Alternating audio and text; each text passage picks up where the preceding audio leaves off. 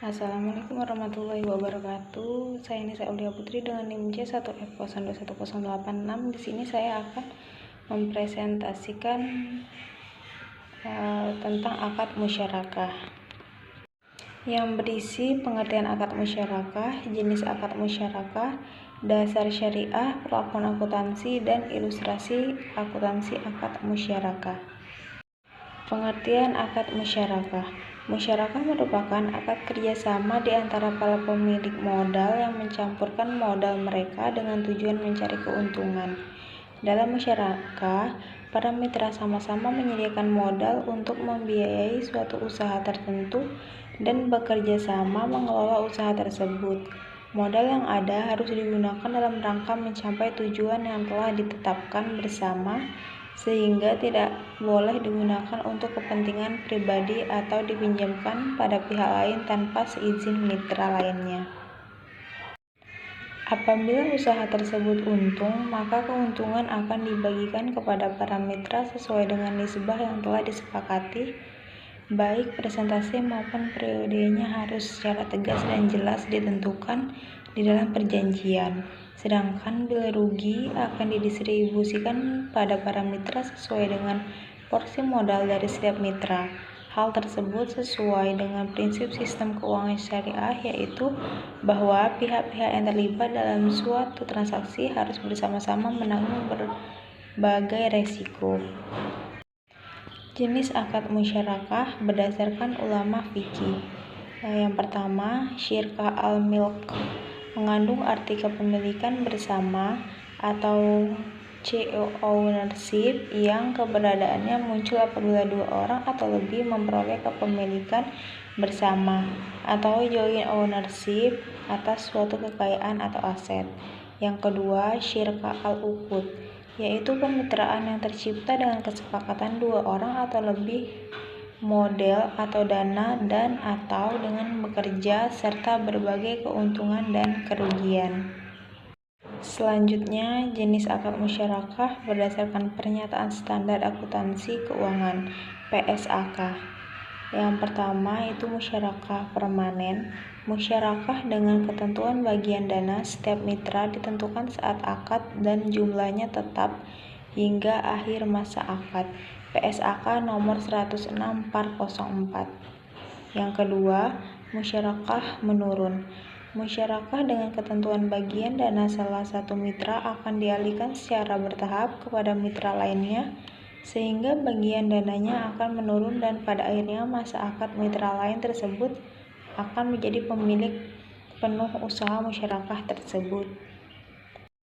Selanjutnya, dasar syariah, sumber hukum akad musyarakah. Yang pertama itu ada di dalam Al-Quran. Dan sesungguhnya kebanyakan dari orang-orang yang berserikat itu, sebagian mereka berbuat zolim kepada sebagian yang lain kecuali orang yang beriman dan mengerjakan amal soleh. Yang kedua ada di dalam As-Sunnah. Aku, Allah adalah pihak ketiga dari dua orang yang berserikat, sepanjang salah seorang dari keduanya tidak berkhianat terhadap lainnya. Apabila seseorang berkhianat terhadap lainnya, maka aku keluar dari keduanya. Hadis riwayat Abu Daud dan Al-Hakim dari Abu Hurairah.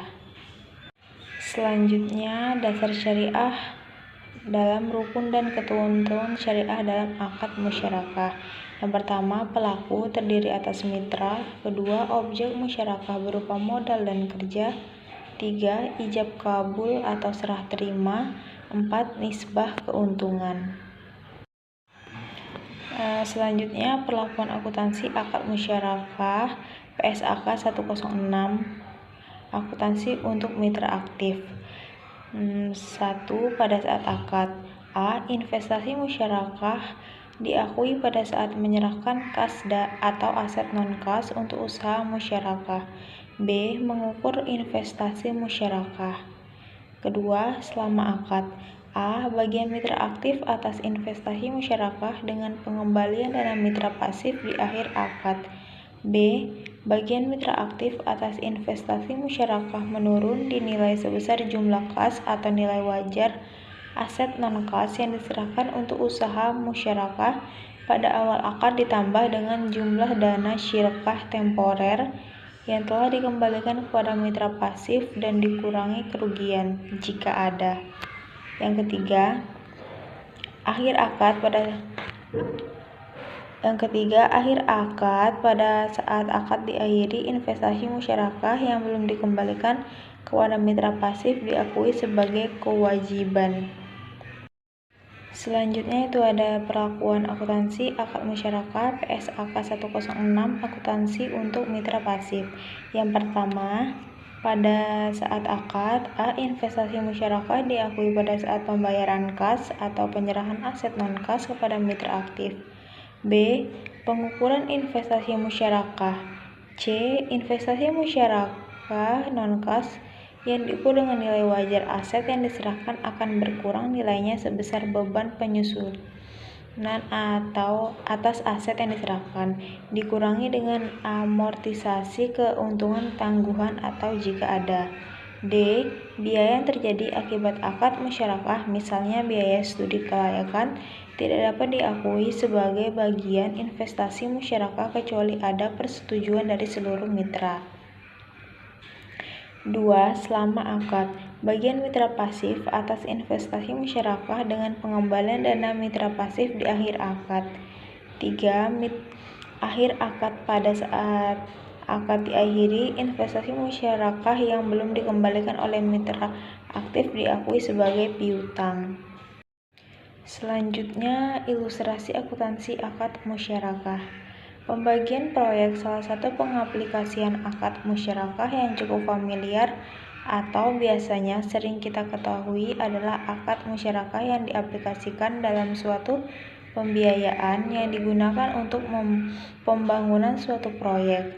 Untuk pembiayaannya sendiri yaitu biasanya dilakukan dengan nasabah dan bank sama-sama menyediakan sebuah dana ataupun modal yang dimana akan digunakan untuk pembiayaan proyek yang dilakukan tersebut, dan ketika proyek tersebut telah diselesaikan, maka nasabah mengembalikan dana yang telah digunakan bersama bagi hasil yang telah disepakati dengan bank pada awal akad. Selanjutnya kesimpulannya, musyarakah merupakan suatu kerjasama antara pemilik modal terdiri dari dua orang atau lebih dalam berbagai bentuk guna melaksanakan suatu kegiatan yang berkaitan dengan suatu laba dan rugi yang dimana hasilnya nanti dibagi berdasarkan kesepakatan yang telah disepakati secara adil. Akad musyarakah biasanya diterapkan dalam pembiayaan proyek di mana nasabah dan bank sama-sama menyediakan dana atau modal yang digunakan untuk pembiayaan proyek, dan ketika proyek telah selesai, nasabah mengembalikan dana yang telah digunakan bersama untuk bagi hasil yang disepakati dengan nasabah dan bank pada awal kontrak. Sekian yang dapat saya sampaikan dari materi akad musyarakah. Lebih dan kurangnya saya mohon maaf. Saya akhiri. Wabillahi taufiq wal hidayah. Wassalamualaikum warahmatullahi wabarakatuh.